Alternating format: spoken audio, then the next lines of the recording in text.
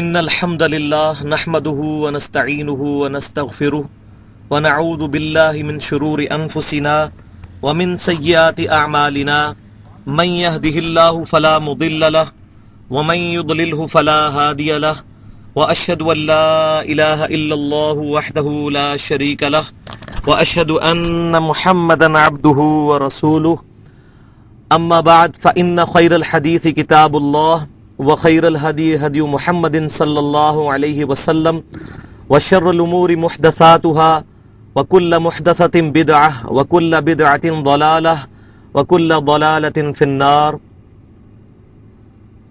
بسم الله الرحمن الرحيم. رب اشرح لي صدري ويسر لي أمري واحلل عقدة من لساني يفقهوا قولي. بسم الله الرحمن الرحيم.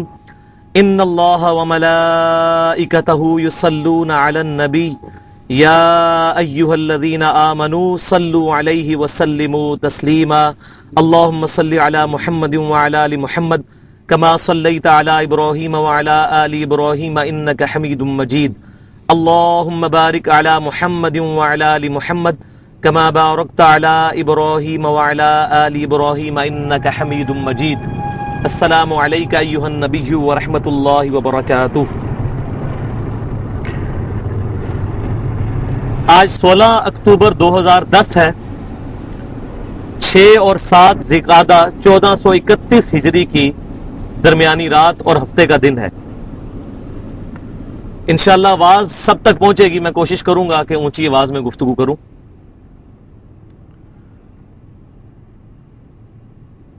اللہ تبارک و تعالیٰ کا ہم پر سب سے بڑا احسان یہ ہے کہ اللہ تعالیٰ نے اپنے پیارے محبوب امام کائنات سید الاولین والآخرین امام الانبیاء والمرسلین شفیع المذنبین رحمت للعالمین امام اعظم سیدنا محمد رسول اللہ صلی اللہ علیہ وآلہ وسلم کا دامن کرم ہمارے ہاتھوں میں دیا، اور آپ صلی اللہ علیہ وسلم کے ذریعے سے 2 چیزیں ہمیں عطا فرمائیں.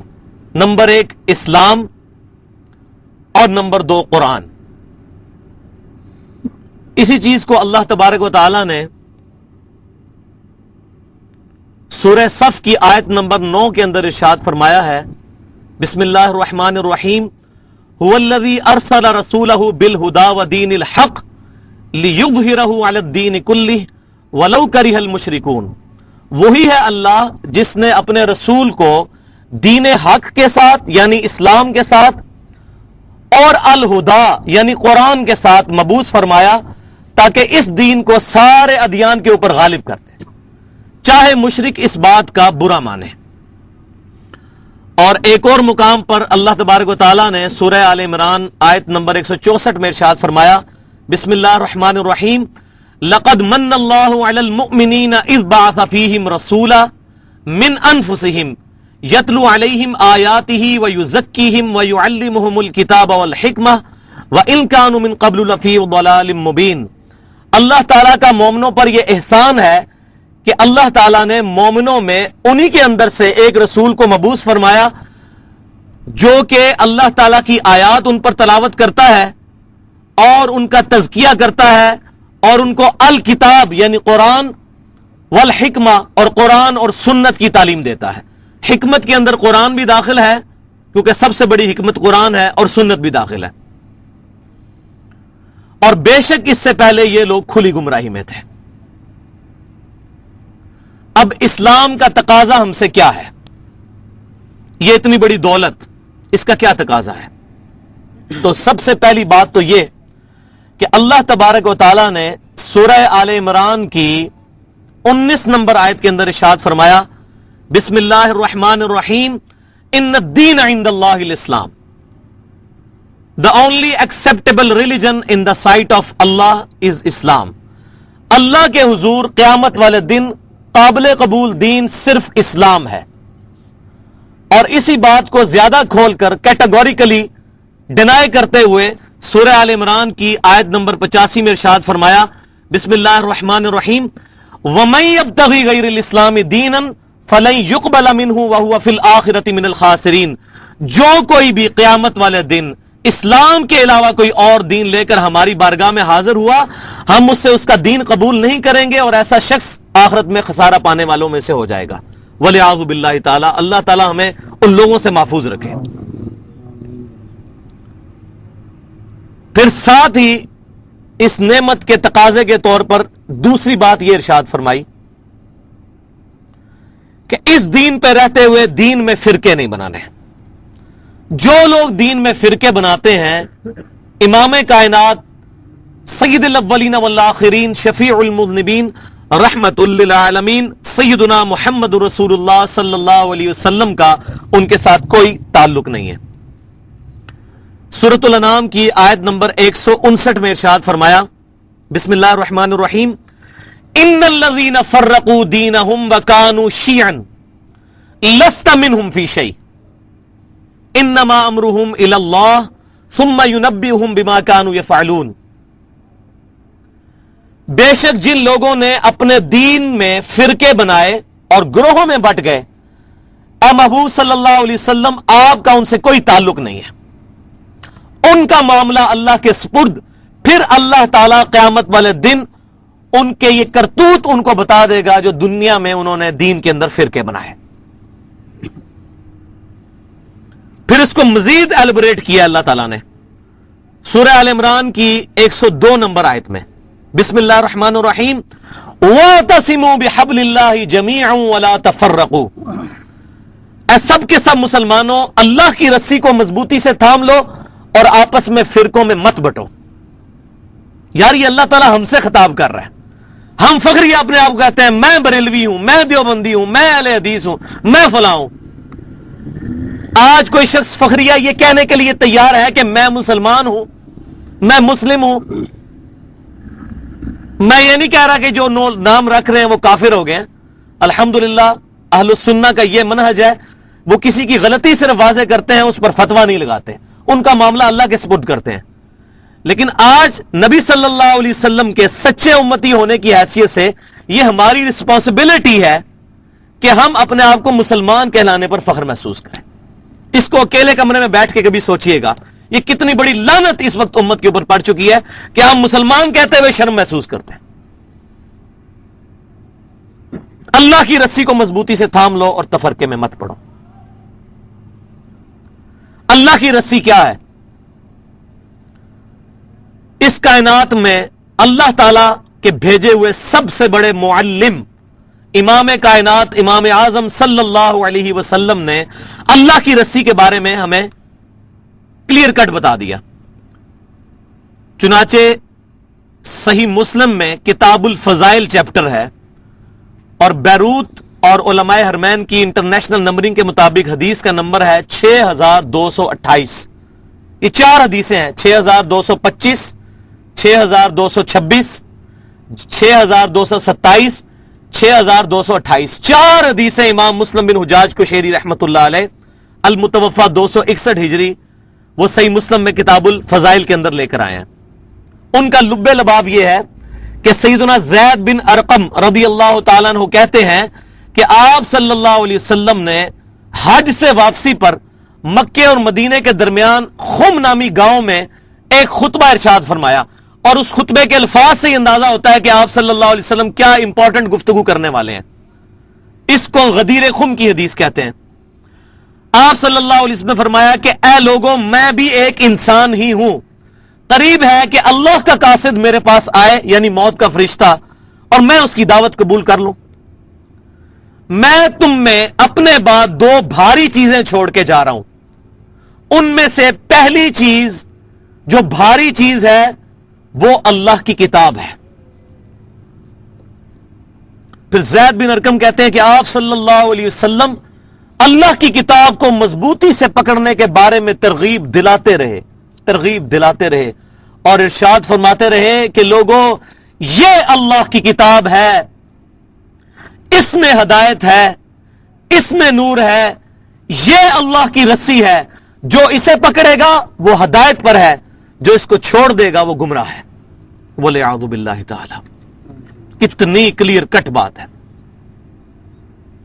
پھر آپ صلی اللہ علیہ وسلم نے فرمایا کہ دوسری بھاری چیز پکڑنے کے بارے میں تو فرمایا قرآن کو پکڑو. دوسری چیز جس کے احترام کی ترغیب دلائی، فرمایا دوسری بھاری چیز میرے اہل بیت ہیں، میں تمہیں اللہ تعالی کا خوف دلاتا ہوں اپنے اہل بیت کے بارے میں تمہیں اللہ تعالیٰ کا خوف دلاتا ہوں اپنے اہل بیت کے بارے میں.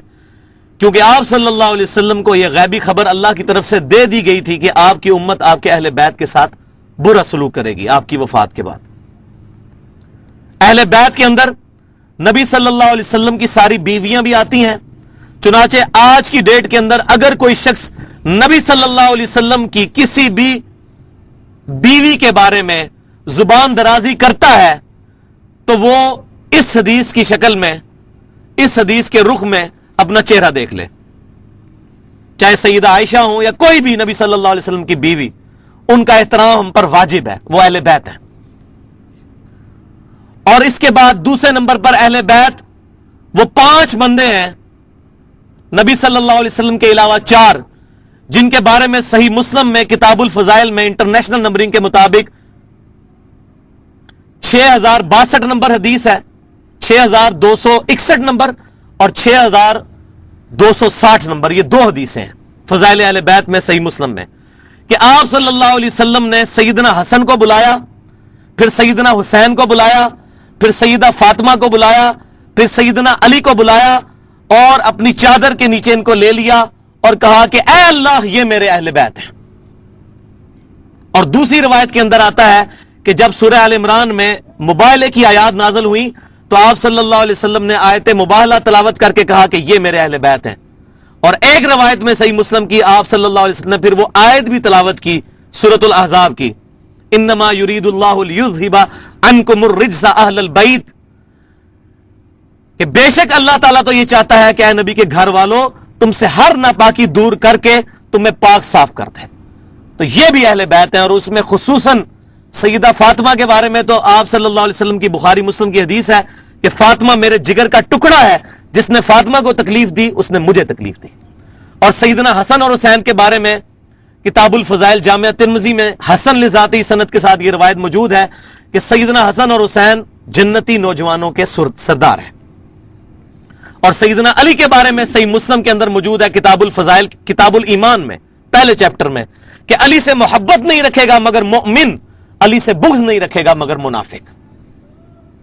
تو الحمدللہ جو صحیح العقیدہ مسلمان ہیں وہ اہل بیت سے بھی محبت کرتے ہیں اور قرآن پاک کو لازمی پکڑتے ہیں.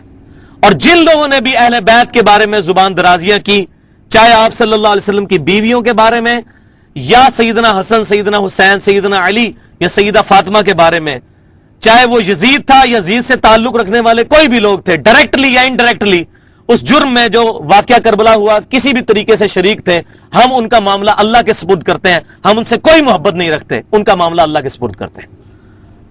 اہل بیت کی محبت ہمارے ایمان کا حصہ ہے. اب یہ بڑی زیادتی تھی کہ اگر میں یہ دوسری بات اس میں بیان نہ کرتا اہل بیت والی. اب اس سے آگے مزید چلیں قدم کہ نبی صلی اللہ علیہ وسلم نے حجۃ الوداع کے موقع پر جو خطبہ دیا ہے میدان عرفات میں، سیدنا عبداللہ بن عباس رضی اللہ تعالی عنہما روایت کرتے ہیں، الموطا امام مالک کے کتاب القدر چیپٹر میں انٹرنیشنل نمبرنگ کے مطابق 1628 نمبر حدیث ہے.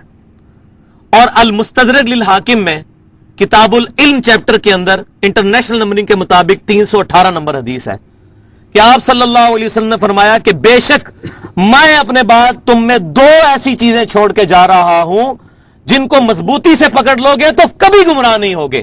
ایک اللہ کی کتاب اور دوسرے اس کے رسول صلی اللہ علیہ وسلم کی سنت.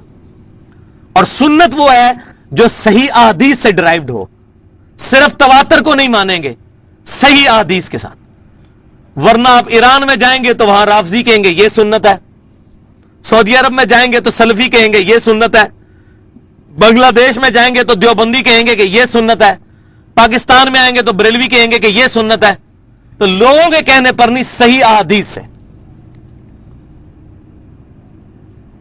اس میں نے بڑی ڈیٹیل سے گفتگو کی ہے. اس لیکچر کا نام ہے اسلام کی ڈکشنری اور من گھڑت احادیث کا فتنہ. آپ یوٹیوب پہ جا کے لکھیں اسلام KI کی اور ڈکشنری انگلش میں، تو وہ لیکچر کھل جائے گا تقریباً 1.25 گھنٹے کا. اس کانٹیکسٹ میں نے بڑی ڈیٹیل اس میں گفتگو کی ہے, آج موقع نہیں اس پہ بات کرنے کا. تو یہ جو میں نے گفتگو کی ہے اس حوالے سے کہ 2 چیزیں قرآن اور سنت, لہذا مسلمانوں کے جو بنیادی 2 علوم ہیں جس سے وہ اپنے عقائد اور نظریات اخذ کرتے ہیں وہ 2 ہیں, کتاب اللہ اور سنت. اور سنت وہ ہے جو صحیح حدیث سے ڈرائیو ہو. سنت اور حدیث میں کوئی فرق نہیں ہے. سب سے پہلے اس امت میں غلام احمد قادیانی دجال ایک پنجابی تھا, 8 سے 100 سال پہلے جہنم واصل ہوا, اس نے سنت اور حدیث کے اندر فرق کیا ہے. اس کے پیچھے چلتے ہوئے اہل بدعت نے بھی اہل سنت سے اختلاف کرتے ہوئے کہا جی سنت اور چیز ہوتی ہے, حدیث اور چیز ہوتی ہے. اور بھائیو صحیح بخاری کے اندر حدیث موجود ہے کہ نبی صلی اللہ علیہ وسلم نے فرمایا کہ مسواک اللہ کی خوشنودی کا باعث ہے. اور صحیح بخاری میں موجود ہے کہ سیدہ عائشہ کہتی ہیں آپ صلی اللہ علیہ وسلم گھر آ کے سب سے پہلا عمل مسواک کرتے تھے. تو یہ جو مسواک کی سنت ہے یہ میں کہاں سے پتہ چلی؟ صحیح بخاری سے, حدیث سے. تو حدیث کے اوپر پریکٹیکلی عمل کرنے کا نام سنت ہے. سنت کے بغیر, حدیث کے بغیر سنت جو ہے وہ ڈرائیو ہی نہیں ہو سکتی کہیں سے. ورنہ تو ہر شخص کہے گا, کوئی کہا جی مسواک کرنا سنت ہے, کوئی کہے گا جی دانتوں میں انگلیاں پھیرنا سنت ہے, کوئی کہے گا کپڑا مارنا سنت ہے, کوئی کہے گا کوئلہ پھیرنا سنت ہے, کوئی کہے گا منجن لگانا سنت ہے. حدیث جو ہے یہ سورس ہے, لہذا یہ کانسیپٹ بھی کلیئر کریں. تو یہ ہو گئے 2 بنیادی سورس, 2 یہ ایبسولوٹ سورس ہیں, کتاب اللہ اور سنت جو صحیح احادیث ہے, اور 2 ہیں ڈرائیوڈ اصول جو کتاب اللہ اور سنت سے ہی پتہ چلتے ہیں. ان میں سے پہلی نمبر چیز جو ہے وہ ہے اجماع امت. وہ المستدرک للحاکم کے کتاب العلم چیپٹر میں انٹرنیشنل نمبرنگ کے مطابق 399 نمبر حدیث ہے عبداللہ بن عباس رضی اللہ تعالی عنہما سے کہ آپ صلی اللہ علیہ وسلم نے فرمایا کہ اللہ تعالیٰ میری امت کو کبھی بھی گمراہی پر جمع نہیں ہونے دے گا. میری امت جب بھی جمع ہوگی وہ ہدایت پہ جمع ہوگی, پوری امت. یہ ہو سکتا ہے کوئی خاص طبقہ علیحدہ ہو جائے امت کے ساتھ اختلاف کر کے, لیکن یہ نہیں ہو سکتا کہ پوری کی پوری امت جو ہے وہ گمراہی پر جمع ہو جائے. ہمیشہ گمراہی کے خلاف آواز اٹھانے والے لوگ موجود رہیں گے. اس حدیث سے اور سورۃ النساء کی آیت نمبر 115 سے انڈائریکٹلی علماء اہل سنت نے یہ, خصوصاً امام محمد بن ادریس شافعی رحمۃ اللہ علیہ المتوفی 204 ہجری, انہوں نے یہ ڈرائیو کیا ہے کہ اجماع امت حجت ہے, اور امت نے اس پہ اجماع کیا ہے. اجماع حجت ہے. اجماع کی سب سے بڑی مثال سیدنا ابوبکر صدیق رضی اللہ تعالیٰ عنہ کی خلافت ہے. صحیح بخاری کے اندر حدیث موجود ہے, سیدہ عائشہ فرماتی ہیں نبی صلی اللہ علیہ وسلم نے اپنا خلیفہ کسی کو نہیں بنایا, صحابہ کرام نے اجماع کیا ہے. قرآن پاک کو کتابی شکل میں لانا, اس پر اجماع ہوا. پھر آگے چلے 2ری-3ری صدی ہجری کے اندر قرآن پاک غیر مخلوق ہے. امام اہل سنت احمد بن حنبل رحمۃ اللہ علیہ المتوفی 241 ہجری, ان کی کوششوں سے امت نے اس پہ اجماع کیا, کیونکہ قرآن اور حدیث کے اندر ڈائریکٹلی یہ بحث نہیں ملتی, اور یہ اجماع کا سلسلہ قیامت تک چل رہا ہے. ابھی 14ویں صدی میں بہت بڑا اجماع ہوا ہے کہ غلام احمد قادیانی کے ماننے والے لوگ, چاہے وہ اپنے آپ کو قادیانی کہیں یا لاہوری, چاہے اس کو پروفٹ مانے یا اس کو مجدد مانے, وہ دار اسلام سے خارج ہے. قادیانی فرقہ جو ہے یہ دار اسلام سے خارج ہے. اس پہ امت کا اجماع ہوا ہے, اور یہ قیامت تک اجماع جاری رہے گا. چوتھی چیز جو ہے وہ آپشنل ہے, اور وہ یہ ہے کہ جب قرآن سنت اور اجماع میں کوئی چیز نہ ملے تو پھر اجتہاد کیا جائے. یہاں سے اہل بدعت اور اہل سنت کا راستہ الگ ہو جاتا ہے. اہل بدعت یہ کہتے ہیں کہ ہم اجتہاد کو پہلے نمبر پر لائیں گے, قرآن حدیث اور اجماع کا جنازہ نکال کے رکھ دیں گے, جبکہ اہل سنت کہتے ہیں کہ پہلے کتاب اللہ, پھر سنت رسول, پھر اجماع امت, اس کے بعد اجتہاد. یہ فرق ہے اہل سنت اور اہل بدعت میں. اور یہ ہم نے کہاں سے ڈرائیو کیا؟ المصنف ابن ابی شیبہ, احادیث کے آثار کا اور صحابہ کرام کے آثار کا اور احادیث کا سب سے بڑا مجموعہ, تقریباً 38,000 احادیث اور اقوال اس میں موجود ہیں. اور امام مسلم بن حجاج کو شیری رحمۃ اللہ علیہ امام ابن ابی شیبہ سے 1500 حدیثیں صحیح مسلم میں لے کے آئے ہیں. امام بخاری نے بھی ان سے حدیثیں لی ہیں. امام بخاری اور امام مسلم کے استاد ہیں, 235 ہجری میں فوت ہوئے. تو انہوں نے احادیث و آثار کا مجموعہ المصنف ابن ابی شیبہ جمع فرمایا, جس میں 38,000 احادیث اور اقوال موجود ہیں صحابہ کرام اور تابعین کے. اس میں انٹرنیشنل نمبرنگ کے مطابق 22,990 نمبر صحیح اثر موجود ہے. اس میں ضعیف روایتیں بھی بہت ہیں. میں اس لیے بتا رہا ہوں, بعض لوگ اپنی ضعیف چیزوں کے دلائل اس کتاب سے نکالتے ہیں, تو ضعیف باتیں بھی ہیں, لیکن یہ صحیح اثر ہے 22,990 نمبر. کہ سیدنا عمر رضی اللہ تعالیٰ عنہ کہتے ہیں کہ جب بھی تمہیں کوئی مسئلہ آئے تو پہلے دیکھو کتاب اللہ میں, کتاب اللہ میں نہ ملے تو پھر سنت رسول میں دیکھو. اگر سنت رسول صلی اللہ علیہ وسلم میں وہ مسئلہ نہ ملے, اس کے بعد امت کا اجماع دیکھو, اور اگر اجماع میں بھی نہ ملے تو پھر تم اجتہاد کر لو. یہ نہیں فرمایا کہ کسی مولوی کے اجتہاد کے پیچھے لگ جاؤ, چاہے اس کا اجتہاد غلط ہی ہو, تم اجتہاد کرو. کیونکہ اجتہاد کا دروازہ قیامت تک کے لیے کھلا ہے. اگر اجتہاد کو کسی شخصیت تک مخصوص کر دیں گے تو ہم چیلنج کرتے ہیں کہ اس دور کے جو مسئلے ہیں, سپیکر کے اندر نماز پڑھانے کا مسئلہ, ویڈیو کیمرے کا مسئلہ, انتقال خون کا مسئلہ, کتبین پہ نماز کا مسئلہ, ہوائی جہاز میں نماز کا مسئلہ, اپنے اعضاء کسی کو ڈونیٹ کرنے کا مسئلہ, ٹیسٹ ٹیوب بیبی کا مسئلہ, یہ ہزاروں مسائل ایسے ہیں جو سلف کے خوابوں میں بھی نہیں کبھی آئے تھے. نہ تو امام ابو حنیفہ رحمۃ اللہ علیہ المتوفا 150 ہجری, نہ ہی امام مالک رحمۃ اللہ علیہ المتوفا 179 ہجری, نہ ہی امام شافعی رحمۃ اللہ علیہ المتوفا 204 ہجری, اور نہ ہی امام احمد بن حنبل رحمۃ اللہ علیہ المتوفا 241 ہجری. ان مجتہدین کے ہاں بھی آپ کو یہ گفتگو نہیں ملے گی. کیا ہوگا؟ آج علماء بیٹھیں گے, ڈسکشن کریں گے, اس کے بعد امت اس میں اجتہاد کرے گی. اس میں رائے مختلف بھی ہو سکتی ہے علماء کی, لیکن کسی ایک عالم کے پیچھے چلنا ضروری نہیں ہے, ورنہ تو دین کا جنازہ نکل جائے گا. لہذا اگر آج علماء یہ لیٹسٹ مسائل کے اوپر کتابیں لکھ رہے ہیں تو ان کے ماننے والے لوگ کیا ان مولویوں کے مقلد ہو جاتے ہیں جب ان کا مسئلہ پوچھ لیتے ہیں؟ نہیں. ان سے مسئلہ پوچھتے ہیں تو پھر اصولاً اگر وہ اجتہاد اس زمانے کا ہو رہا ہے تو ان کا ہی مقلد ہونا چاہیے نا ان کو.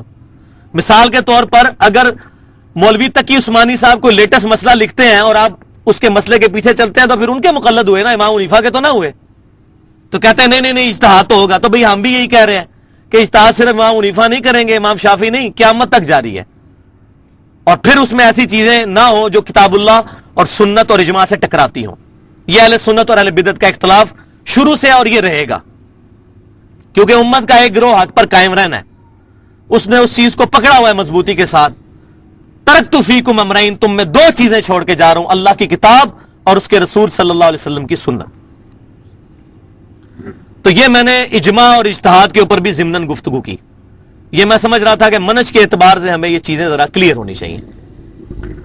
اب پچھلی دفعہ جو میں نے قرآن پاک کے تعارف کے حوالے سے کچھ باتیں کی تھیں, ان میں سے کچھ امپورٹنٹ باتیں جو ہیں ڈیٹیل کے ساتھ نہیں, صرف مختصراً میں بیان کروں گا, کیونکہ پچھلی دفعہ میں نے تقریباً 1.25 گھنٹے قرآن پاک کے تعارف پہ 8 بڑے ٹاپکس اور ان کے اندر تقریباً 40 ٹاپکس کے اوپر ڈیٹیل سے گفتگو کی تھی.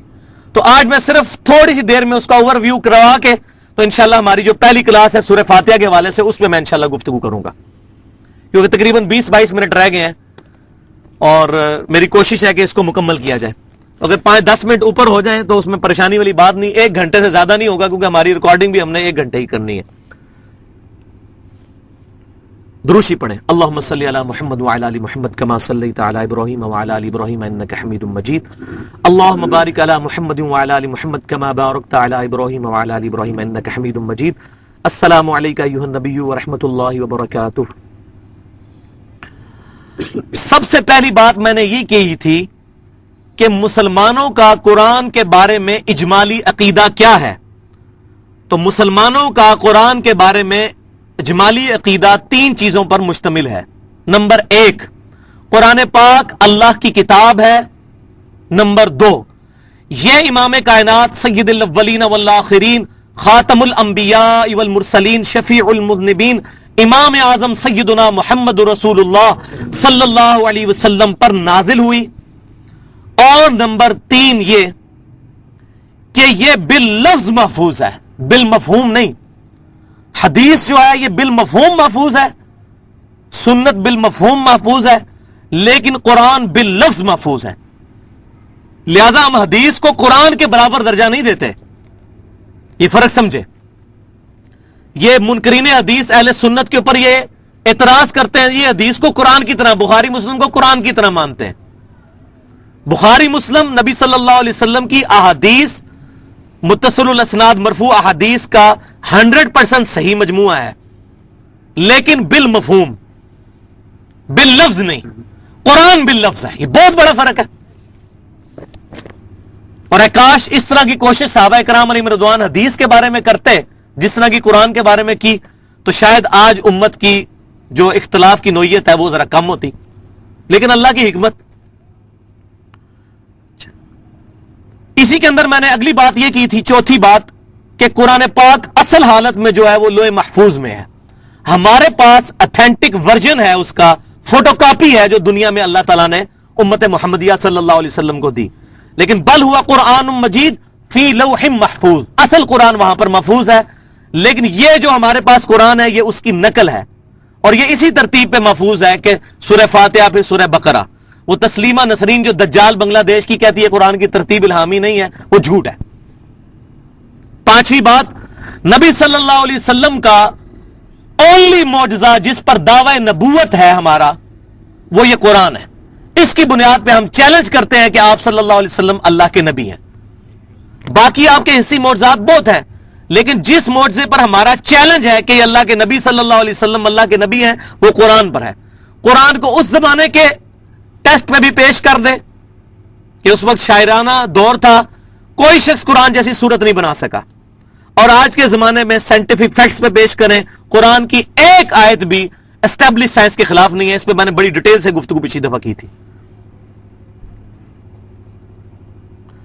اور چھٹی بات یہ کہ قرآن وہ الکتاب ہے جس کی پیشن گوئیاں تمام پرانی کتابوں میں موجود ہیں۔ خصوصاً اس وقت دنیا کے اندر دو بڑے جو مذاہب ہیں، کرسچینٹی اور جوڈائزم، عیسائیت اور یہودیت، ان کی جو مشترکہ کتاب ہے تورات، اولڈ ٹیسٹیمنٹ جس کو کہتے ہیں، اس میں جو چیپٹر ہے کتاب الاستثناء جس کو کہتے ہیں ڈیوٹرونومی، اس کا باب نمبر 18 اور اس میں آیت نمبر 18 میں ہے کہ اے موسیٰ علیہ السلام، میں تیری امت کے بھائیوں میں سے ایک ایسا رسول برپا کروں گا جس کے منہ میں اپنا کلام ڈالوں گا، اور وہ لوگوں سے وہی کہے گا جو میں اس کو وہی کہوں گا۔ وما ينطق عن الهوى ان هو الا وحی یوحى، جو قرآن میں بھی آتا ہے۔ یہ محبوب صلی اللہ علیہ وسلم اپنی خواہش نفس سے کچھ نہیں کہتے، بلکہ وہ کہتے ہیں جو اللہ نے ان کو وحی فرمایا۔ اور نبی صلی اللہ علیہ وسلم اس کا مصداق بن کے آئے ہیں۔ عیسیٰ علیہ السلام ان کی بشارت یہ نہیں ہے۔ کیوں؟ کیونکہ عیسیٰ علیہ السلام بنی اسرائیل میں سے تھے، ان کے بھائیوں میں سے نہیں تھے۔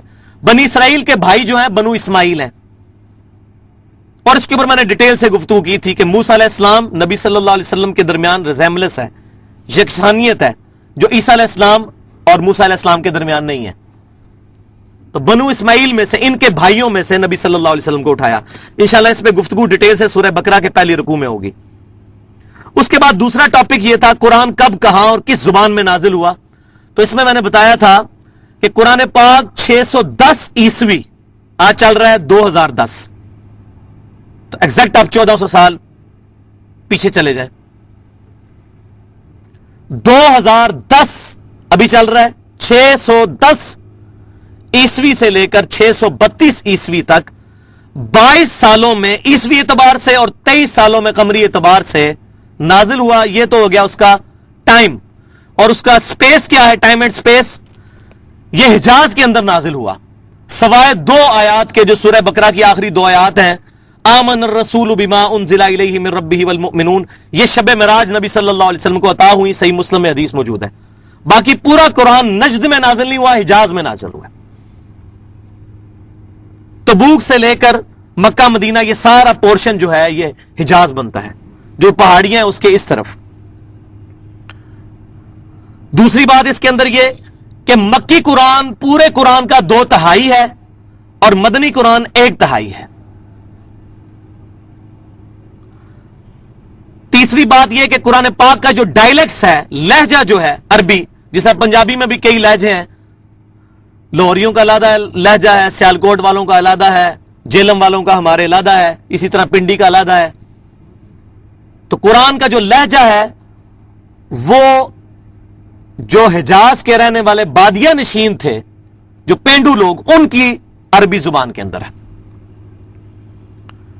چوتھی بات میں نے اس میں بتائی تھی کہ عربی زبان نے قرآن پاک کا یہ احسان کبھی نہیں بھولنا کہ قرآن پاک کی وجہ سے عربی زبان میں تبدیلی نہیں آئی. انگریزی زبان آج سے 150 سال پہلے دیکھیں، اردو زبان آپ پرانے ترجمے اٹھا کے دیکھیں، امام احمد بریلوی صاحب کا، اشرف تھانوی صاحب کا، فتح محمد جلندری صاحب کا، آپ کو اس اردو اور آج کی اردو میں بڑا فرق نظر آئے گا، لیکن عربی اسی طرح چل رہی ہے. پانچویں بات کہ عربی زبان کی کلائمیکس گرامر کی کتاب قرآن ہے، حتیٰ کہ اس دور کے کاپٹک کرسچن 1,40,00,000 کاپٹک نسل در نسل جو کرسچن ہیں، وہ بھی عربی زبان سکھانے کے لیے، جو عربی النسل ہیں، سب سے ٹاپ کی چوٹی کی بک جو پڑھاتے ہیں وہ قرآن ہے. اللہ کا کلام نہیں مانتے لیکن اس کو گرامر کی بک مانتے ہیں، بہت بڑی.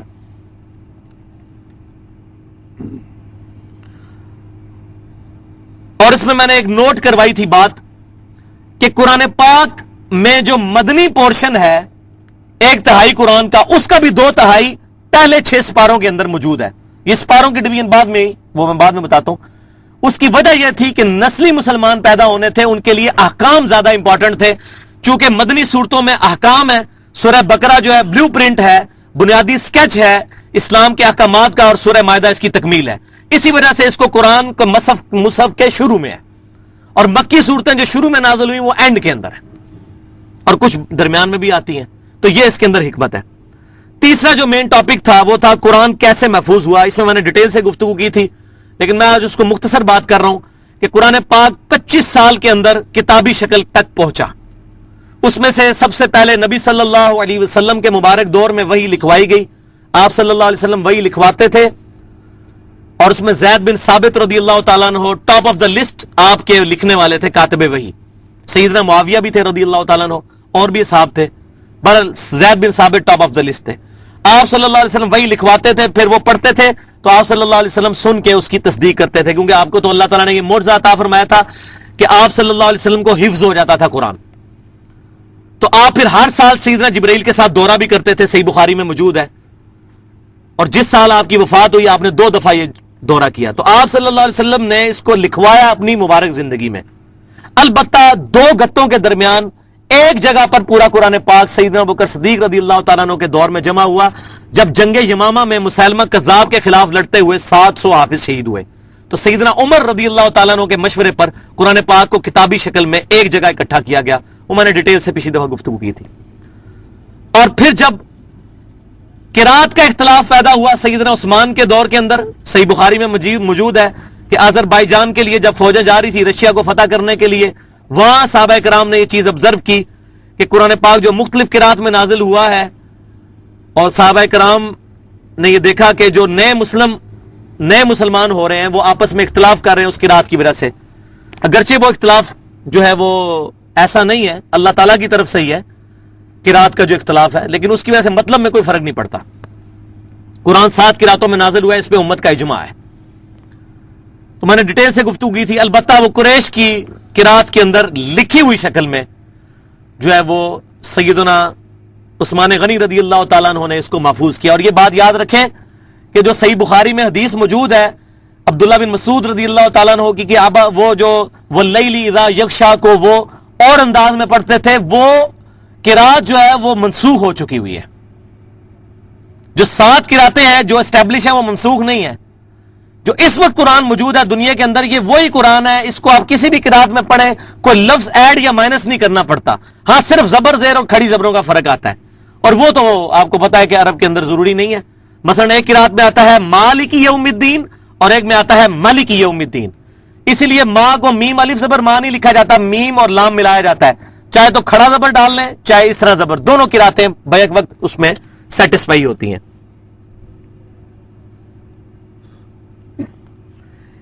اس کے بعد میں نے یہ بات بتائی تھی، چوتھی جو بڑی کیٹیگری تھی وہ یہ کہ قرآن پاک ادب کی کون سی قسم ہے. یہ قرآن کے اسٹوڈنٹ کو بنیادی بات پتا ہونی چاہیے.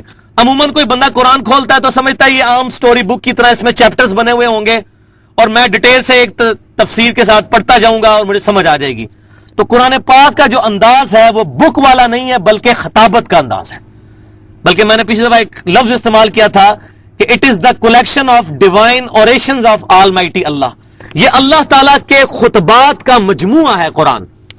اور خطبے کی یہ خاصیت ہوتی ہے کہ اس کے اندر خطیب جو ہوتا ہے وہ جوش کے ساتھ گفتگو کرتا ہے، سٹارٹ میں بھی اور اینڈ میں بھی، اور پھر گفتگو کے دوران ادھر ادھر کی مثالیں دے کر بات سمجھانے کی کوشش کرتا ہے.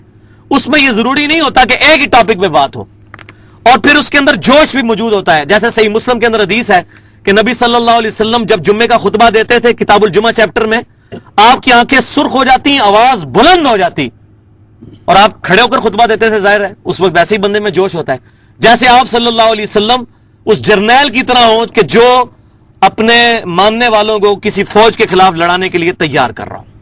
تو قرآن بھی اللہ تعالیٰ کے خطبات ہیں. اس لیے قرآن کا سٹارٹ بھی بڑا زبردست ہوتا ہے سورت کا، اور اینڈ بھی.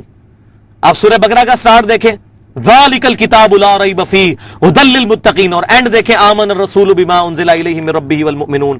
سورۃ الحشر کا اینڈ دیکھیں هو اللہ الذی لا الہ الا ھو. اس طرح یہ خطبے کی شان ہوتی ہے. اور اگر اس کے ڈیوائن میوزک کی بات کی جائے کہ قرآن پاک کے اندر جو ایک ربط ہے جس کو ہم شاعرانہ کلام تو نہیں کہتے، کیٹیگوریکل ڈینائی ہے قرآن میں، وما علمناہ الشعر وما ينبغی لہ. اس نبی کو ہم نے شعر کہنا نہیں سکھا، لیکن ایک ٹون موجود ہے ڈیوائن میوزک. الرحمن علم القرآن خلق الانسان علمہ البیان. لیکن اس میں وزن اس طرح کا نہیں جس طرح شاعرانہ کلام میں ہوتا ہے. چھوٹی بڑی آیات بھی ہیں. تو اس کو آپ آج کے جدید دور میں سمجھ سکتے ہیں کہ جو بلینک ورس کا کنسپٹ ہے آزاد نظم کا، جس میں چھوٹا مصرع بھی ہوتا ہے اور بڑا بھی، وزن برابر نہیں ہوتا. میرا خیال یہ ہے کہ یہ قرآن پاک سے ڈیڈکٹ کیا گیا ہے.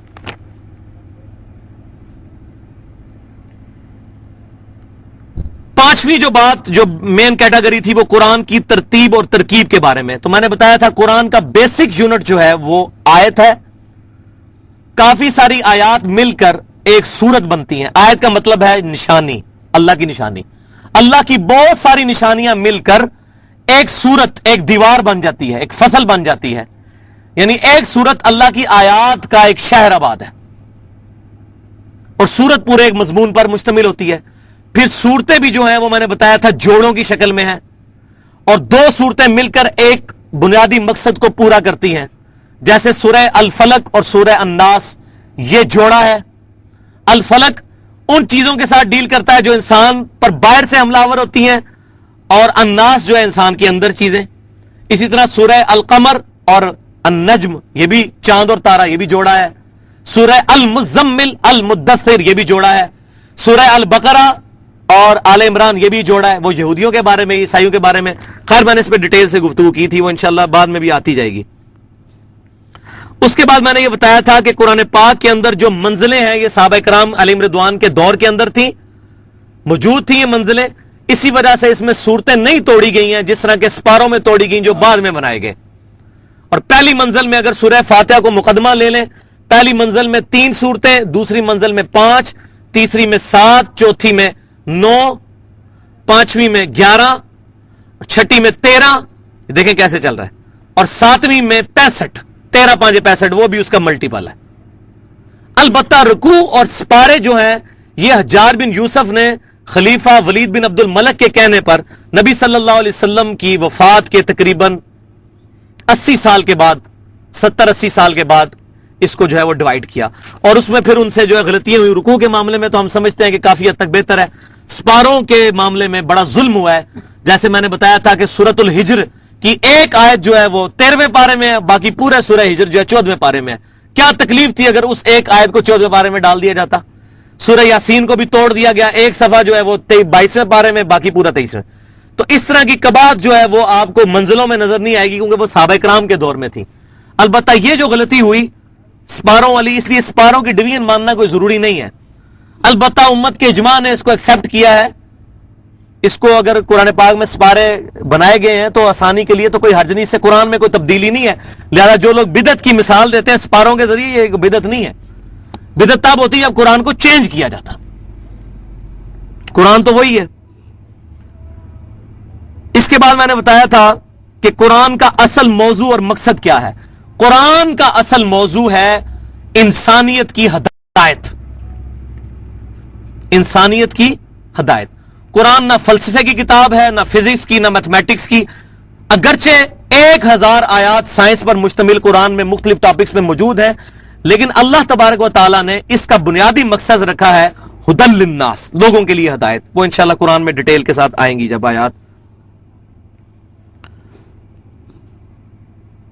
اس کے بعد قرآن پاک سے ہدایت حاصل کرنے کا طریقہ کیا ہے، یہ 7واں ٹاپک تھا۔ تو میں نے اس میں ایک بات مجھ سے پچھلی دفعہ رہ گئی جو میں آج کرنا چاہتا ہوں کہ قرآن پاک سے ہدایت اسی شخص کو ملے گی جو قرآن پاک پر عمل کرے گا، یہ لازمی شرط ہے۔ تبھی اس کو پتا چلے گا کہ قرآن، چونکہ قرآن پاک بھی سرکمسٹانسز میں نازل ہوا۔ مدینے کے اندر منافق آئے تو اس اعتبار سے مسلمانوں کو گائیڈ لائنز ملی، غزوہ بدر کے اندر گائیڈ لائنز ملی، غزوہ احد کے اندر گائیڈ لائنز ملی۔ اب جو بندہ جہاد کا منکر ہوگا اس کو قرآن کیسے سمجھ آئے گا؟ جہاد تو لازمی جز ہے۔ اب اگر ہمیں جو ہے وہ اسلام کے دشمن کہیں کہ سورہ توبہ نکال دو، سورۃ الانفال نکال دو، تو ہم تو نہیں ان کی بات مانیں گے۔ تو قرآن جب تک عمل نہیں کریں گے اس وقت تک قرآن کی سمجھ نہیں آئے گی، یہ بہت بنیادی شرط ہے۔ اس کے بعد میں نے بتایا تھا کہ قرآن پاک میں احکامات کے سلسلے میں ہم سلف کی طرف رجوع کریں گے اور کوئی ایسا عقیدہ نظریہ قبول نہیں کریں گے جو سلف سے ٹکراتا ہو۔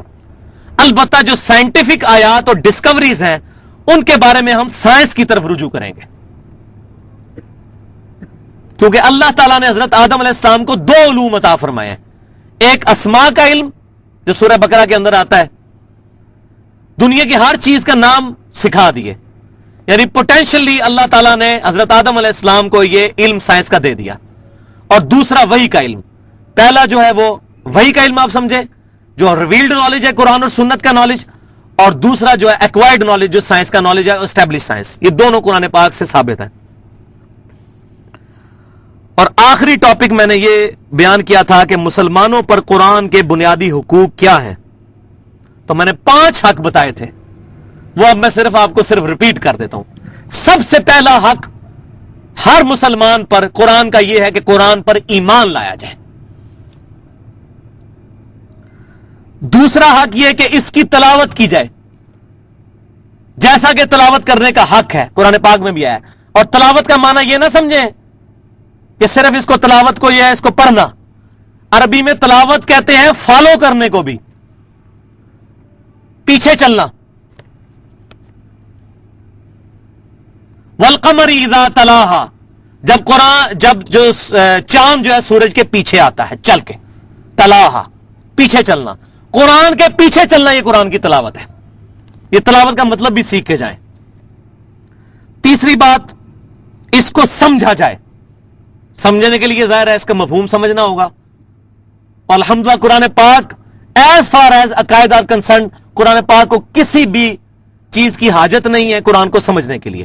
البتہ قرآن پاک کا ٹاپک جو ہے وہ چونکہ احکام کی ڈیٹیل نہیں ہے، اس طرح قرآن کا ٹاپک عقیدہ ہے، اس میں قرآن جو ہے حدیث کا بھی محتاج نہیں۔ البتہ احکام کے معاملے میں قرآن کا ٹاپک نہیں ہے۔ یہ بعض لوگ گستاخی کرتے ہوئے کہتے ہیں جی نماز کا طریقہ ہی نہیں قرآن میں، تو یہ قرآن کی توہین نہیں کرنی چاہیے، قرآن کا یہ ٹاپک نہیں ہے۔ فزکس کی بک کے اندر میتھمیٹکس تو نہیں آپ کو ملے گی ڈیٹیل کے ساتھ، الجبرا تو نہیں ملے گا، اس طرح بیالوجی تو نہیں ملے گی۔ قرآن کا عقیدہ، قرآن پاک کا ٹاپک عقیدہ ہے، احکام کو صرف وہ اوور ویو کرتا ہے، احکام کو بریف کرتی ہے سنت جو صحیح حدیث ہے۔ لہذا قرآن کا عیب نہیں ہے اس میں طریقہ نماز کا موجود نہیں ہے، تو قرآن کا عیب نہیں ہے۔ چوتھا حق یہ ہے کہ قرآن پاک پر عمل کیا جائے، یعنی اس کے حلال کو حلال اور حرام کو حرام سمجھا جائے۔ اور پانچواں حق جو ہمارے کندھے پر امام کائنات صلی اللہ علیہ وسلم حجۃ الوداع کے موقع پر اللہ تعالیٰ کو گواہ بنا کر ہمارے کندھوں پر ایک بوجھ ڈال کے گئے کہ جو یہاں پر موجود ہے وہ اس تک یہ پیغام پہنچا دے جو یہاں موجود نہیں ہے۔ اور قرآن پاک میں اللہ تعالیٰ نے سورۃ الانعام کی 19 نمبر آیت میں ارشاد فرمایا بسم اللہ الرحمن الرحیم وَأُوحِيَ إِلَيَّ هَذَا الْقُرْآنَ لِأُنذِرَكُم بِهِ وَمَن بَلَغَ۔ اے محبوب صلی اللہ علیہ وسلم آپ فرماؤ اللہ نے مجھے قرآن اس لیے وحی کیا ہے کہ تاکہ اس کے ذریعے میں تمہیں ڈر سناؤں، تبلیغ کر دوں، اور جس تک بھی یہ قرآن پہنچ جائے یعنی وہ بھی اسی پر عمل کرے اور اسی سے تبلیغ کرے، فضائل اعمال سے تبلیغ نہ کرے، فضان سنت سے تبلیغ نہ کرے، الرحیق المختوم سے تبلیغ نہ کرے، بلکہ اللہ کی کتاب سے تبلیغ کرے۔ تو میں یہاں آپ کو بات بتا دوں، بعض لوگ تبلیغ کی رٹ کرتے ہیں، جی اللہ نیکی کا کام کر رہے ہیں نا، مجھے بتائیں ہم ایک مزدور کو اس بات پر اپوائنٹ کریں کہ اس بندے نے 1000 اینٹ گراؤنڈ فلور سے فرسٹ فلور کے اوپر چڑھانی ہے، تقریباً آپ لوگ 70-80 لوگ بیٹھے ہوئے ہیں، آپ سب لوگ انشاءاللہ میرے ساتھ اتفاق کریں گے اس معاملے میں کہ اس نے 1000 اینٹ گراؤنڈ فلور سے فرسٹ فلور پر چڑھانی ہے، اس کو میں 400 روپے شام کو مزدوری دوں گا، اور شام کو آپ آئیں اور اس بندے نے اینٹ تو نہ چڑھائی ہو بلکہ اینٹ کو جو ہے وہ تری لگا رہا ہو، پانی لگا رہا ہو، اور اینٹوں کو سجا سجا کے رکھ رہا ہو، یا اینٹ کی بجائے ریت چڑھا دے اوپر، تو کیا خیال ہے آپ اس کو مزدوری دیں گے شام کے وقت؟ الٹا اس کو 4 باتیں سنوائیں گے کہ بے وقوف انسان، تجھے تو میں نے لگایا تھا، اوکے جی میں نے تو اتنی محنت کی، میں تو بسترا اٹھا کے کدھر کدھر پھرتا رہا دین کی تبلیغ کے لیے، تو اللہ تعالیٰ فرمائے گا کہ میں نے جو طریقہ تجھے بتایا تھا اس طریقے پہ کیوں نہیں کی؟ اللہ کو تعداد سے کوئی غرض نہیں ہے، رائے ونڈ میں 2 لاکھ بندہ جمع ہو جائے یا 20 لاکھ، ملتان کے اندر 40 لاکھ بندہ جمع ہو جائے یا 1 کروڑ، اللہ کو اس سے کوئی غرض نہیں ہے۔ کیوں؟ صحیح بخاری کے اندر حدیث موجود ہے، قیامت والے دن کئی انبیاء اس حال میں آئیں گے، کسی کے ساتھ 5 امتی، کسی کے ساتھ 4 امتی، کسی کے ساتھ 3 امتی، کسی کے ساتھ 2، کسی کے ساتھ 1، کسی کے ساتھ 1 بھی نہیں ہوگا۔ تو کیا وہ نبی ناکام ہو گئے؟ نبی نہیں ناکام ہوئے، وہ لوگ ناکام ہوئے۔ تو اسلام کوانٹٹی میں بلیو نہیں کرتا، کوالٹی میں بلیو کرتا ہے، کوالٹی ہونی چاہیے۔ ایک مواحد جو ہے، صحیح مسلم کے اندر حدیث موجود ہے، جب تک ایک بھی مواحد موجود ہے اللہ اللہ کرنے والا، اس وقت تک اللہ تعالیٰ قیامت نہیں قائم کرے گا۔ اللہ کو ایک بھی بہت پیارا ہے، تعداد نہیں چاہیے، ہجوم نہیں چاہیے۔ صحابہ کرام 313 سے پوری دنیا میں انقلاب آ گیا ہے، مسلمان 50 لاکھ جا کے حج کرتے ہیں ہر سال، اور مسلمان دن بدن پیچھے پیچھے جا رہے ہیں، کوئی دنیا کے اندر فرق نہیں پڑا۔ کیوں نہیں فرق پڑا؟ اس منہج کو چھوڑ دیا۔ تو قرآن کو پکڑنا ہے ہم نے، اور قرآن کی ایکسپلینیشن میں انشاءاللہ صحیح احادیث بھی آئیں گی، صحابہ تابعین تبع تابعین کے اقوال بھی آئیں گے، الحمدللہ ہم سلف کے منہج پر ہیں۔ اہل سنت وہ ہے جو کتاب اللہ کو، سنت رسول کو سلف کے منہج پر مانتا ہے۔ اہل سنت غیر مقلد نہیں ہوتا، اہل سنت مقلد بھی نہیں ہوتا، مقلد کی طرح اندھا بھی نہیں ہوتا، اور اہل سنت جو ہے وہ غیر مقلد کی طرح باغی بھی نہیں ہوتا کہ قرآن اور سنت سے اپنی مرضی کے رزلٹ نکالنا شروع کرتے۔ نہیں، کتاب اللہ اور سنت کو سلف کے منہج کے اوپر اجماع کو حجت مانتے ہوئے وہ مانتا ہے۔ تو یہ ساری گفتگو الحمدللہ اللہ تعالیٰ نے مجھے ہمت دی ہے کہ میں نے تقریباً 45 منٹ کے اندر یہ گفتگو کور کر لی ہے۔ انشاءاللہ اب وہ جو 1 گھنٹہ میں نے پورا کرنا ہے 15 منٹ کے اندر انشاءاللہ 9:15 بجے پوری یہ گفتگو مکمل ہو جائے گی۔ اب سورہ فاتحہ شروع کرتے ہیں۔ سب سے پہلے تو میں آپ سب سے ریکویسٹ کروں گا کہ ہم بہت بڑی منزل کی طرف اپنا قدم بڑھانے لگے ہیں۔ ہماری زندگی کا سب سے اہم یہ ایک سفر ہے جو ہم جس جرنی پہ جانے لگے ہیں، قرآن کی جرنی پہ۔ تو اس کے لیے سب سے پہلے ہم اللہ سے دعا مانگتے ہیں کہ اے اللہ ہمیں قرآن پاک کے مفہوم کو اس طرح سمجھا دے جس طرح تو نے امام کائنات صلی اللہ علیہ وسلم کو اور آپ صلی اللہ علیہ وسلم کے ذریعے صحابہ کرام علیہم رضوان کو سمجھایا تھا۔ آمین۔ اے اللہ اس قرآن کو ہمارے لیے ہدایت اور نور بنا، اور قیامت والے دن اس کو ہمارے حق میں حجت بنا، ہمارے خلاف حجت نہ بنانا۔ رب اشرح لی صدری ویسر لی امری واحلل عقدۃ من لسانی یفقہوا قولی۔ اب ہم شروع کرتے ہیں جی سورۃ الفاتحہ۔ اعوذ باللہ السمیع العلیم من الشیطان الرجیم من ہمزہ ونفخہ ونفثہ، بسم اللہ الرحمن الرحیم۔ قرآن پاک اندر لا کے رکھے ہوئے ہیں، لیکن سورہ فاتحہ چونکہ ہمیں زبانی آتی ہے اس لیے آج سامنے رکھنے کی ضرورت نہیں۔ اگلی دفعہ سورہ بقرہ جب شروع ہوگی تو انشاءاللہ ہم ڈیسک بھی یہاں رکھیں گے اور قرآن پاک سامنے رکھ کے انشاءاللہ اس کو کور کیا کریں گے۔ سورۃ الفاتحہ جو ہے یہ قرآن کا مقدمہ سمجھ لیں، دباچہ ہے قرآن کا، پریفیس۔ الفاتحہ کہتے ہیں کھولنے والے کو، یہ قرآن پاک کی چابی ہے جو قرآن پاک کا دروازہ کھولتی ہے. سب سے زیادہ جس سورت کی اہمیت ہے وہ سورہ الفاتحہ ہے. اس پہ اگر میں بولوں گھنٹوں چاہیے، لیکن وہ آج ہمارا ٹاپک نہیں ہے. ہمارا ٹاپک یہ ہے اس کے مفہوم کو سمجھنا، اس لیے میں اس کو آگے لے کے چلتا ہوں. بسم اللہ الرحمن الرحیم، اللہ کے نام سے، یعنی کہ اللہ کے نام سے شروع، اللہ کے نام سے جو الرحمن ہے اور الرحیم ہے. الرحمن اور الرحیم کا مطلب کا فرق سمجھ لیں.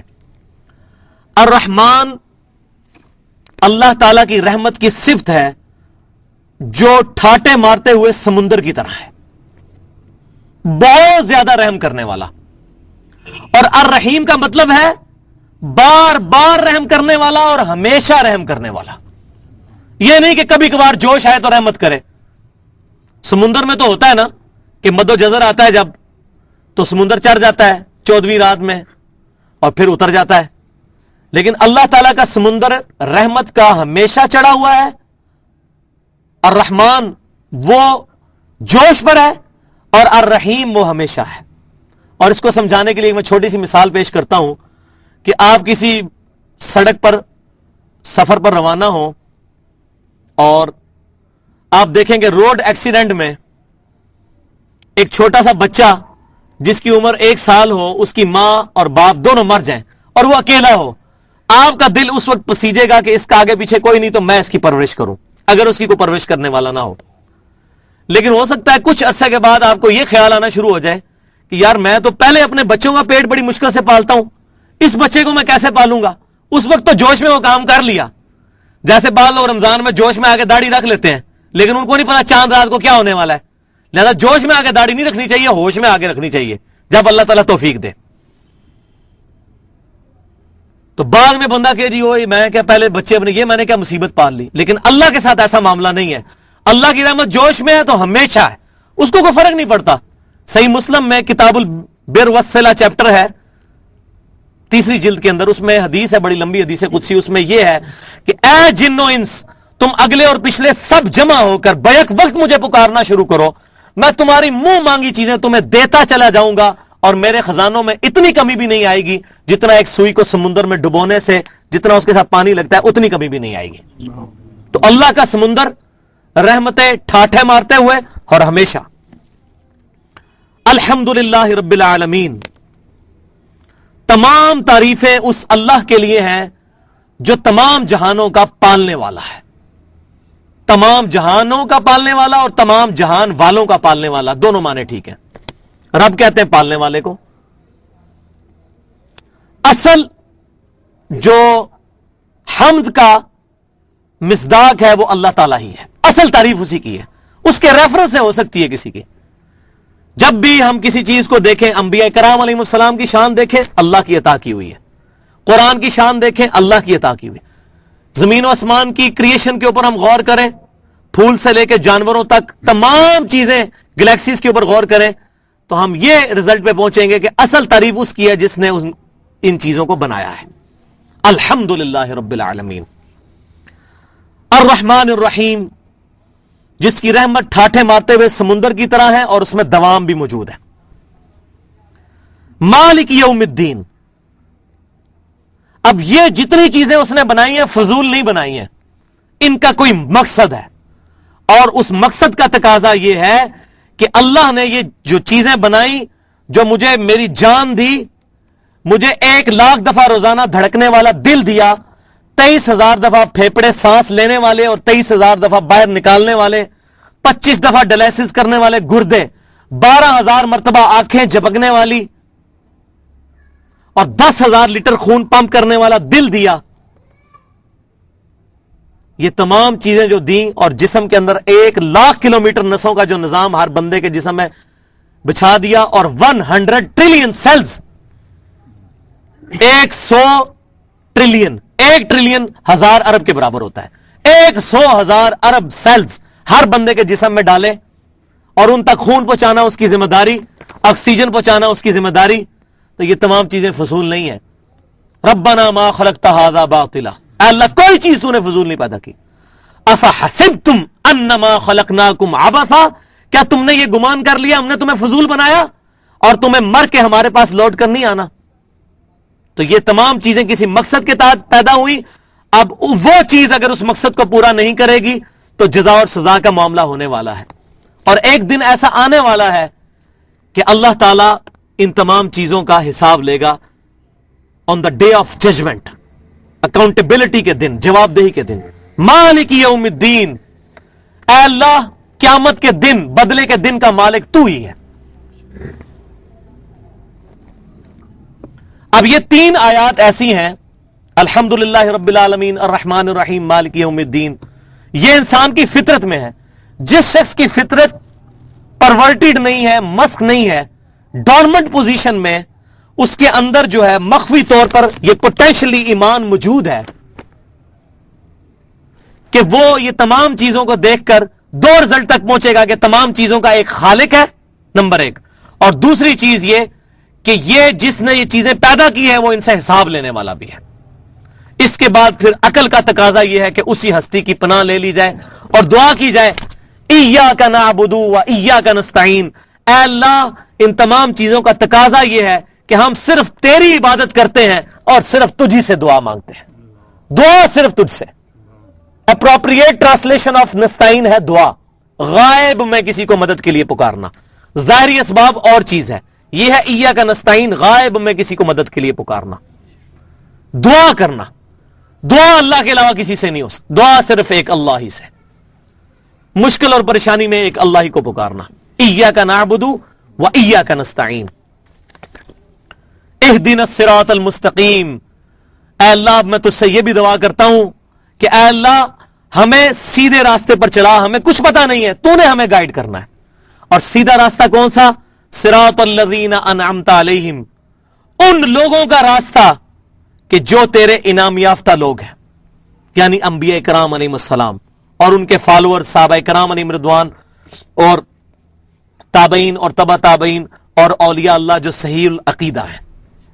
لیکن یہ بات یاد رکھیں، کسی بھی صحابی کو، کسی بھی تابعی کو، کسی بھی تبع تابعی کو، کسی بھی مجتہد کو، کسی بھی امام کو اللہ صراط مستقیم نہیں عطا کرتا. صراط مستقیم صرف نبی کو عطا کرتا ہے.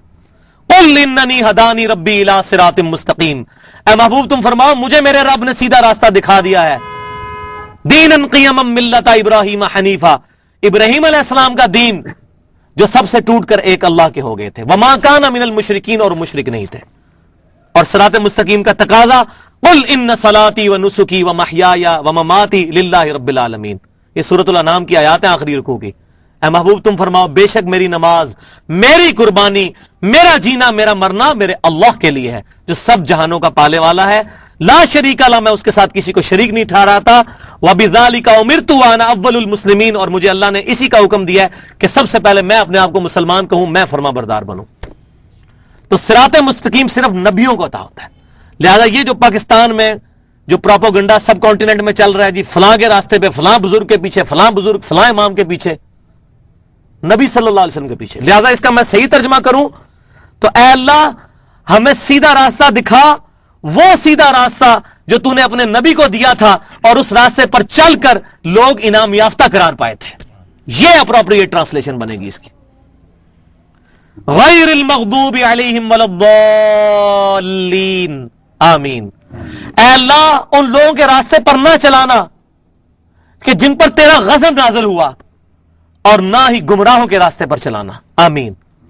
غضب اللہ کا کن پر نازل ہوا وہ قرآن بتاتا ہے یہودیوں کے اوپر.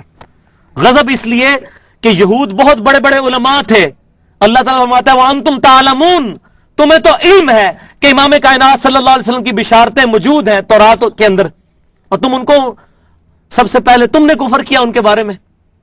تو جو شخص علم کے باوجود حق سے آنکھیں بند کر لے، اللہ کا غضب اس پر نازل ہوتا ہے. اس کی مثال یہودی تھے. اور دوسرے وہ لوگ جو علم کے بغیر اٹکل پچو کے پیچھے چلتے ہیں، ان یتبعون الا الظن، اپنے گمان کی پیروی کرتے ہیں. جی میرا وجدان کہتا ہے، میرا دل یہ کہتا ہے، میں یہ کہتا ہوں، میرے بزرگ یہ کہتے ہیں، میرا امام یہ کہتا ہے. جو اس چیز کے پیچھے چلتا ہے کتاب اللہ اور سنت کو اور اجماع کو چھوڑ کر، وہ ہے ولضالین، جس کی سب سے بڑی مثال جو ہے عیسائی ہیں، جاہل لوگ تھے، رہبانیت بھی ایجاد کر لی انہوں نے، اور کیا کچھ نہیں کیا انہوں نے. تو غیر المغضوب علیہم ولضالین، اور اس کے بعد سنت ہے آمین کہنا کہ اے اللہ ہماری یہ دعا قبول کر. سورہ فاتحہ کی اہمیت میں ایک حدیث بیان کروں گا، وہ میرے ایمان کا تقاضا ہے کہ میں یہاں بیان کروں، اور اس سے ایک مسئلہ جو ہمارے اعمال کو بچائے گا وہ بھی میں بیان کر دوں 2-3 منٹ کے اندر. ایک بہت پیاری حدیث ہے صحیح مسلم کے اندر کتاب الصلاح چیپٹر میں، حدیث قدسی ہے، اور راوی ہے سیدنا ابو ہریرہ رضی اللہ تعالیٰ عنہ. اور یہ حدیث جو ہے وہ قابل وجد ہے کہ نبی صلی اللہ علیہ وسلم نے فرمایا کہ اللہ تبارک و تعالیٰ فرماتا ہے، پہلے آپ صلی اللہ علیہ وسلم نے ایک بات ارشاد فرمائی کہ اس کی نماز ناقص ہے، ناقص ہے، ناقص ہے جو سورہ الفاتحہ نہیں پڑھتا نماز میں. اور ایک تو بخاری مسلم میں حدیث موجود ہے نا کہ جو فاتحہ نہیں پڑھتا اس کی نماز ہی نہیں ہوتی. کیٹاگوریکلی بتایا ہے، اس میں یہ نہیں بتایا کہ امام کے پیچھے پڑھنی ہے نہیں پڑھنی، کیٹاگوریکلی ہے، کوئی استثناء نہیں. اور یہ حدیث آپ صلی اللہ علیہ وسلم نے فرمایا کہ اس کی نماز ناقص ہے، ناقص ہے، ناقص ہے جو نماز میں سورہ الفاتحہ نہیں پڑھتا. پھر آپ صلی اللہ علیہ وسلم نے حدیث قدسی بیان فرمائی، تو وہ سیدنا ابو ہریرہ روایت کرتے ہیں. تو اس کے بعد وہ کہتے ہیں، سیدنا ابو ہریرہ رضی اللہ تعالیٰ عنہ سے پوچھا گیا کہ جب ہم امام کے پیچھے ہو تو تب بھی ہم فاتحہ پڑھا کریں؟ تو سیدنا ابو ہریرہ نے یہ نہیں فرمایا کہ تم حنفی ہو جاؤ یا شافعی ہو جاؤ یا مالکی ہو جاؤ. آپ نے فرمایا کہ ہاں اقرا بہا فی نفسک، اپنے دل میں آہستہ آہستہ پڑھ لیا کرو. اقرا کا لفظ پڑھنے کے لیے آتا ہے، اور دل میں پڑھنے سے مراد یہ نہیں ہے کہ منہ بند کر کے، آہستہ آواز میں. کیونکہ صحیح بخاری اور صحیح مسلم میں حدیث موجود ہے، سیدنا ابو ہریرہ رضی اللہ تعالیٰ عنہ نے نبی صلی اللہ علیہ وسلم سے پوچھا کہ اللہ کے نبی صلی اللہ علیہ وسلم، آپ اللہ اکبر کہہ کے جب نماز شروع کرتے ہیں تو آپ خاموش ہو جاتے ہیں، اس وقت آپ کیا پڑھ رہے ہوتے ہیں؟ تو خاموشی کا مطلب ہے کہ خاموشی کے باوجود بھی پڑھ رہے ہوتے ہیں. وَإِذَا قُرِئَ الْقُرْآنُ فَاسْتَمِعُوا لَهُ، قرآن جب پڑھا جائے تو خاموشی اختیار کرو. اس کا یہ مطلب ہے کہ آہستہ آواز میں. سیدنا ابو ہریرہ نے پوچھا جب آپ خاموش ہوتے ہیں تو کیا پڑھتے ہیں؟ تو آپ نے یہ تو نہیں فرمایا میں خاموش ہوتا ہوں بھائی. تو پھر آپ نے دعا ثنا تعلیم فرمائی، اللہم باعدنی، وہ والی دعا، اور سبحانک اللہم بحمدک وتبارک. تو اس میں الفاظ ہے کہ آپ جب خاموش ہو جاتے ہیں. تو آپ صلی اللہ علیہ وسلم ثنا پڑھتے تھے. تو سیدنا ابو ہریرہ کا فتویٰ ہے، یہ کسی بزرگ کا فتویٰ نہیں ہے، صحابی رسول کا فتویٰ ہے. اور سیدنا ابو ہریرہ کے بارے میں جن لوگوں نے یہ بکواس کیا کہ وہ غیر فقیہ صحابی تھے، وہ اپنے ایمان کی فکر کریں. کیونکہ صحیح مسلم کے اندر یہ حدیث موجود ہے کہ نبی صلی اللہ علیہ وسلم نے دعا فرمائی تھی کہ ابو ہریرہ اور اس کی ماں سے مومن ہی محبت رکھے گا. وہ منافق ہیں جو سیدنا ابو ہریرہ کو کہتے ہیں غیر فقیہ تھے، اپنے مولوی کو کہتے ہیں فقیہ تھا بہت بڑا، اور سیدنا ابو ہریرہ کو کہتے ہیں غیر فقیہ تھے. نعوذ باللہ من ذالک. اپنے ایمان کی فکر کریں.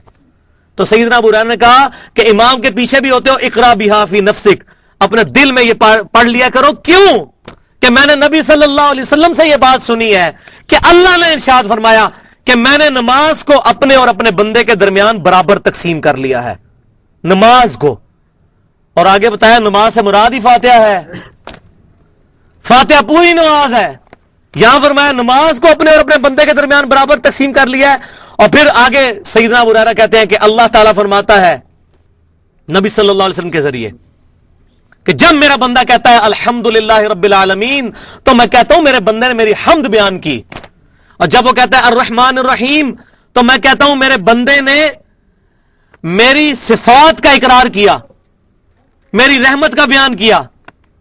جب وہ کہتا ہے مالک یوم الدین تو میں کہتا ہوں میرے بندے نے میری بزرگی کا اعتراف کر لیا کہ میں ہوں قیامت کے دن کا مالک. اور جب وہ کہتا ہے ایاک نعبد و ایاک نستعین تو یہ میرے اور میرے بندے کے درمیان کامن ہے، پس میرے بندے نے جو مجھ سے مانگا میں نے اس کو عطا کر دیا.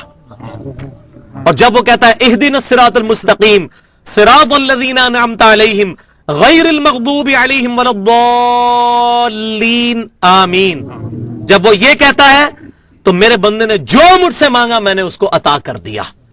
اب مجھے بتائیں کہ سیدنا ابو ہریرہ رضی اللہ تعالیٰ عنہ اپنی بات کی دلیل میں یہ بات لا رہے ہیں کہ اگر تم اللہ تعالیٰ سے فاتحہ نہیں پڑھو گے، دعا ہی نہیں مانگو گے تو اللہ تعالیٰ تمہیں جواب کیسے دے گا؟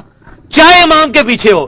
اسی لیے امام بخاری رحمۃ اللہ علیہ نے ہیڈنگ بنائی ہے کہ چاہے امام ہو یا مقتدی، چاہے جہری نمازیں ہوں یا سری نمازیں، چاہے مسافر ہو یا مقیم ہو، ہر حال میں فاتحہ پڑھنی ہی پڑھنی ہے. کیٹاگوریکلی فاتحہ کے بغیر نماز نہیں ہوتی. تو اس کے جو فقہی مسائل ہیں میں اس میں ڈیٹیل میں نہیں پڑھتا, میں نے اشارتاً ایک بات کر دی ہے, عقل مند کے لیے اشارہ ہی کافی ہوتا ہے. الحمدللہ.